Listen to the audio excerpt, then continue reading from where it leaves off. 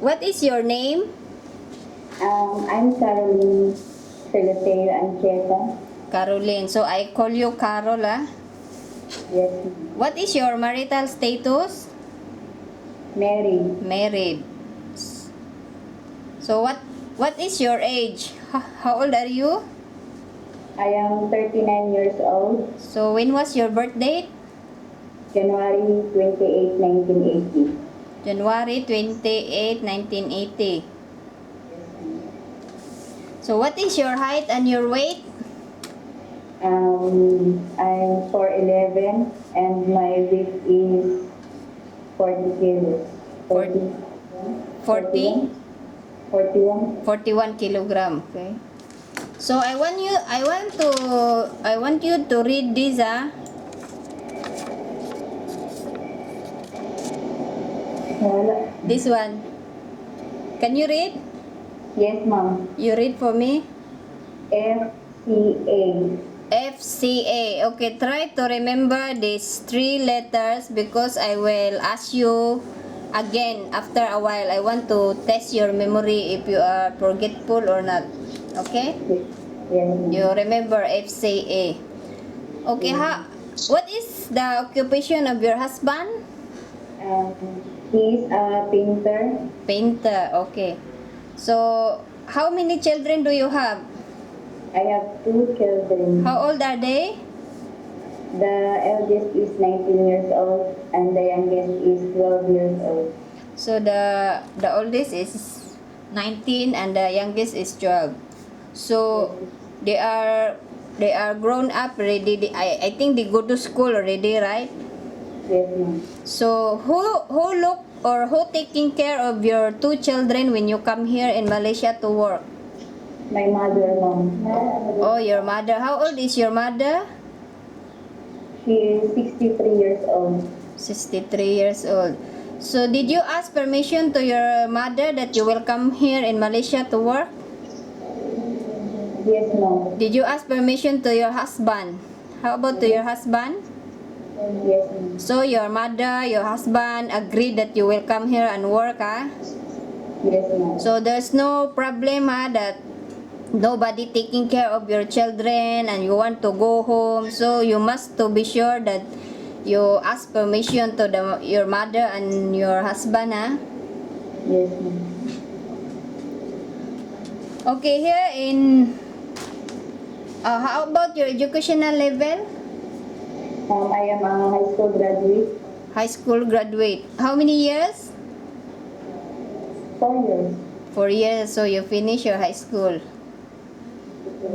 Okay, when you come here in Malaysia, we have 3 types of employer: Indian, Chinese, and Malay. So can you work with any nationality? Yes, ma'am. Yes, no problem. You can work with an Indian, Chinese, and Malay. Yes, ma'am. So what is your purpose? Why you come here in Malaysia to work? To earn money for my kids, for their better future. Oh, to earn money for the future of your kids. So why you choose Malaysia? I want to try because they tell me that the Malaysia is a good country. Okay, the Malaysia is a good country, and the employer here are very good, and you must to be good also, okay? Yes, ma'am. Okay, can you tell me about your working experience as a domestic helper? I taken good care of two old Where is this? Amman, Jordan. Amman, Jordan. So how many years you work in Jordan? 3 years and 4 months. Oh, 3 years and 4 months. Yes, ma'am. So what was your job there in Jordan for 3 years and 4 months? I take good care of them, and I just like a caregiver, ma'am. Oh, you do caregiver. You taking care of old folks, right? Yes. How old is the old couple? The woman is 68 years old, and the husband is 78 or 76, something like that. Oh, so you're taking care of the two old couple. So how you taking care of this old couple? What is your job there of this for these two elderly people? I give them their medicine, Okay. their, but I did not cook for them because the children of the couple they give us food like that. Oh, The you. important, How about the shower? Did you are you the one who showered them?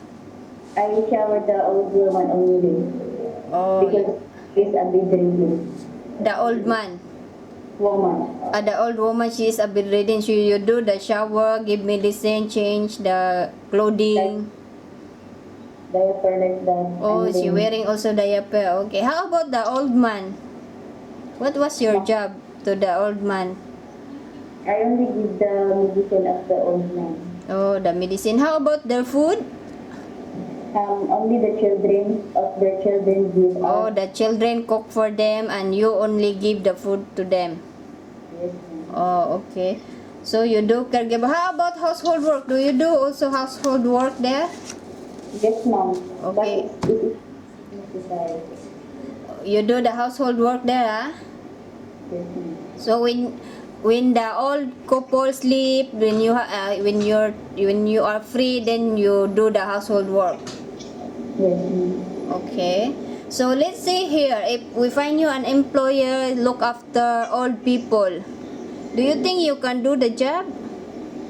Yes, ma'am. You can, because you have already a long experience in Jordan. Yes, ma'am. And it's the same. The elderly people, you cook for them, give the medicine, give the food, shower, change clothing. Yes, ma'am. And the most important thing, you must to know how to care. Rina, Right. where's the copy choice sign? Then we don't have a copy. I know. Then, and when you're free, you also do the housekeeping. So do you think you can do the job? Yes, You can, So let's say, how about, because we have a few employers here, and some of the employer, they need somebody to look after children. Do you have experience to look after children? yes, ma'am. Where? My own child. Oh, your own children, because you have two children, right? Yes, ma'am. So when your children, when they are a baby, are you the one who taking care of them? Yes, ma'am. Yes, so you know how to take care of a baby or a child. Okay, let's say how you taking care of a baby. Let's say 3 months to 1 year. I give food. I shower the baby. Oh, you give food or you give milk, you shower. What else? And carry the baby if it is crying like that, and then play the baby. Oh, you play the baby, you carry the baby, you shower, change clothing, change diaper. So all this you know how, Yes, So do you like to look after a baby? Do you love baby? yes, ma'am. Yes, So let's say if the children 2 years old to 5 years old, do you know how to taking care? Yes, ma'am. Let's say the 5 years old or 7 years old go to school, and in the morning you prepare the things for the school, the breakfast, the shoe, the uniform. You wake up them, shower for them. So do you think you can do that? Yes, ma'am. You can, because you have already experience on your two children, right? Yes, ma'am. Okay, when you come here in Malaysia, you have once a week off, but not necessary a Sunday. Okay, it can be any day. It depends the employer. Some of the employer, they are very busy on Sunday. Some they will ask you to work and they will pay you. Can you agree on that? Yes, ma'am. You agree, You work more hard, then you can earn more money. And some of the employer also, they are busy on Monday and they ask you to off on Monday. And can you stay in your room for a few months? Because on your off day, because here in Kuala Lumpur is a big city. When you go out, you get lost. So, is it okay to you for a few months you just stay in your room and have your off and rest? Yes, ma'am. Yes, so no problem for you, About the handphone, when you come here in Malaysia, you can bring your handphone, but strictly not allowed to use handphone during working time, okay? Yes, ma'am. You can use your handphone after work, maybe at night, but don't use so long after you don't have enough sleep and you cannot work. Yes, ma'am. And then when you come here, don't simply contact anybody outside. Don't make friends because it's very dangerous here, okay? Yes, ma'am. And some of the employer in a few months they will take away your phone during working time and they give you after your work. So can you agree on that? Yes, ma'am. It's okay. It's okay, you must to be understand, because when you are new here, your employer don't know you yet. So you must to build up the trust. The trust is very important, okay? Once the trust is built up, then everything will be okay. You must to show the employer that you are honest. Honesty is the best policy, okay? You must to be honest. If you find something or if you break something, you must to tell to the employer, okay? Yes, ma'am. Do you know how long is your contract in Malaysia? Yes, ma'am. It's 2 years. Yeah, 2 years. Can you assure me that you will finish your 2 years contract here? Yes, ma'am. Yes, so are you mentally prepared to come in Malaysia and work? Yes, ma'am. Yes, so are you sure that you will not change your mind, Yes, You ma'am. are mentally and physically prepared, to come and work? Yes, ma'am. So when you are happy with your employer and the employer happy with your work, so can you extend for more than 2 years?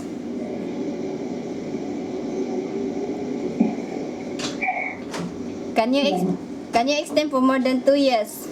Yes, ma'am. If they are good. Yeah, yes, yeah, you must to be good, okay? Yes, ma'am.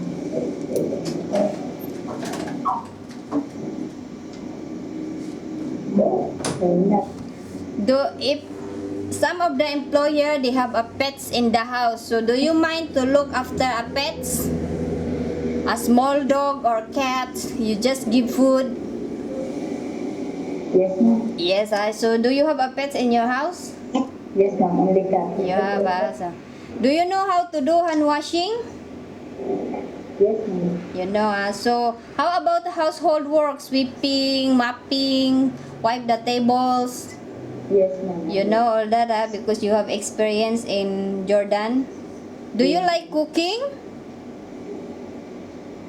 I try to learn cook. Oh, are you willing to learn?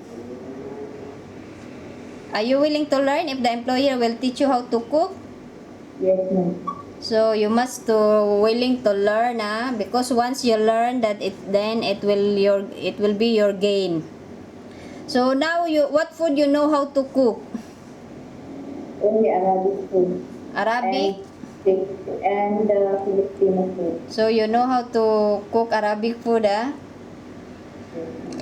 Can you name me at least 2 Arabic food that you know how to cook? Bamye Okay. and the biryani. Biryani. Okay. So are you afraid to be alone in the house? No. No, so but if you are alone and the employer is not around, you must to be honest and do your work, okay? Are you willing to obey rules and follow instruction of the employer? Yes, ma'am. Yes, you must to follow the instruction and obey the rules. Do you have any friends or relatives in Malaysia? No, ma'am. No, So can you promise me not to bring any friends or relatives in your employer house? Yes, ma'am. You cannot bring any friends or relatives in your employer house, So can you eat vegetarian food? Yes, ma'am. So, Carolyn, can you please stand up and put your hands up, your finger up?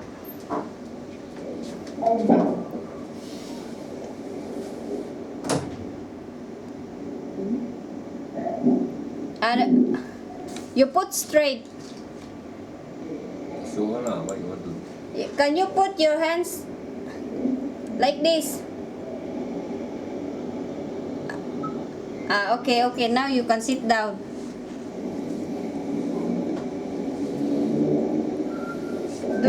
Do you know how to use electrical appliances? Yes, ma'am. You know, huh? Are you afraid of the height? No, ma'am. No, ah. Which one is to buy this one? Okay, I want you to read and answer this, Carolyn.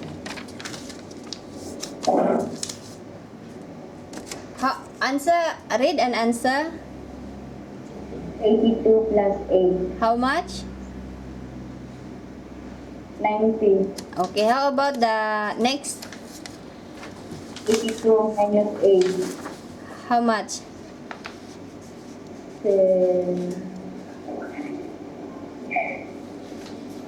82 minus 8? 74. Yeah, 74. So, okay, if I am your employer here, what will you tell me so that I will select you? Tell me something good about yourself. I am a good worker. Okay? I'm willing to listen and follow to my employer Okay, follow instruction, ha? instruction. And I am willing to learn. Willing to learn, okay? What else? And I am to be honest with them. Yeah, must to be honest. Are you responsible? Yes, ma'am. You are responsible, ah. You must to know what is your responsibility as a domestic helper, ah. Okay, can you tell me what are the 3 letters that I show you? FCA. Yeah, FCA. I think your memory is good. Okay, do you have any question? No, ma'am. No, ah. I think you did your interview very well. You must to be mentally prepared and don't change your mind, ah, and don't get pregnant, okay? Yes, ma'am. Okay, thank you so much. Have you interviewed them individually?